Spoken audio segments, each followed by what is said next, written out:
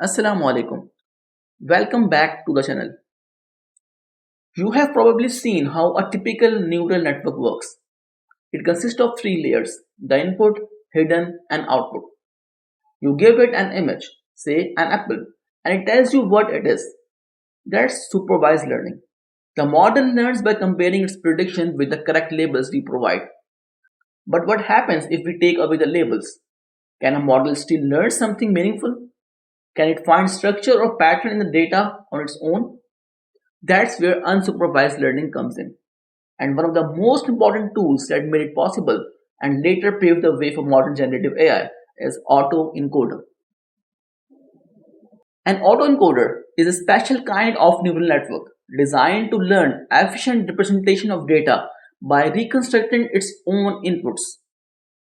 You feed it an image and the target output is the same exact image. So what's the point of copying?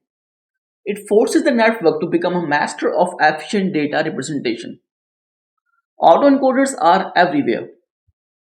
They are used for dimensionality reduction, where they compress complex high dimension inputs like images or signals into smaller, more meaningful representation. They help in data compression by learning compact encodings that retain key information while reducing storage needs. In denoising, they are trained to remove noise from corrupted data, producing clean output that preserve the original structure. For anomaly detection, autoencoders learn to reconstruct normal data well, but fail on unusual inputs, making them effective at detecting faults or fraud. Through unsupervised pre-training, they initialize deep networks with better feature representation before supervised fine-tuning. And in generative modeling, they serve as the foundation for models like variation autoencoders and GANs, capable of generating realistic new samples that resemble the training data. An autoencoder looks like a regular neural network, but it has two key differences. First, its inputs and outputs are the same. The goal isn't to predict labels, but to reconstruct the input. Second, its hidden layers are typically smaller than the input and output. This forces the network to compress information and learn efficient internal representation. It has two main parts: the encoder, which takes the input data and compresses it into a smaller vector called latent representation or encodings. The decoder, which tries to reconstruct the original input from that compressed representation. At first, this may seem like a simple copying task, but the trick lies in the constraint created by the bottleneck layer. Since it's smaller than the input, the network cannot memorize everything. It must learn to keep only the most important features and drop the redundant ones. Let's understand what happens when we constrain an autoencoder. Think about this. We are asked to memorize two number sequences. So which one do you think is easy to memorize? At first glance, the first one looks easier because it's shorter. But if you look closer at the second, you will notice it follows two simple rules. All even numbers are followed by their half, and odd numbers are followed by their triple plus 1.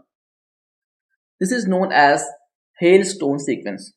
Once you see the pattern, you no longer need to remember every number. You only need to know the rules, the first number, and how long it runs. That's exactly what happens in an autoencoder. If the network had unlimited capability, it would memorize every input perfectly. But when we limit its size through a bottleneck, it forces to find shortcuts to learn patterns and relationship in the data rather than memorizing the raw details. This constraint is what makes the autoencoder powerful. It pushes the model to uncover the structure hidden in the data and represent it efficiently. To measure how close the reconstruction is to the original input, we use a reconstruction loss. If we are working with continuous data, like images with pixel values, we often use a mean squared error. It calculates the average square difference between each input value and its reconstruction. Small differences means better reconstruction. During training, the model updates its weights to minimize this reconstruction loss. The encoder learns to capture the essential structure of the input, and the decoder learns to rebuild it from the compressed representation.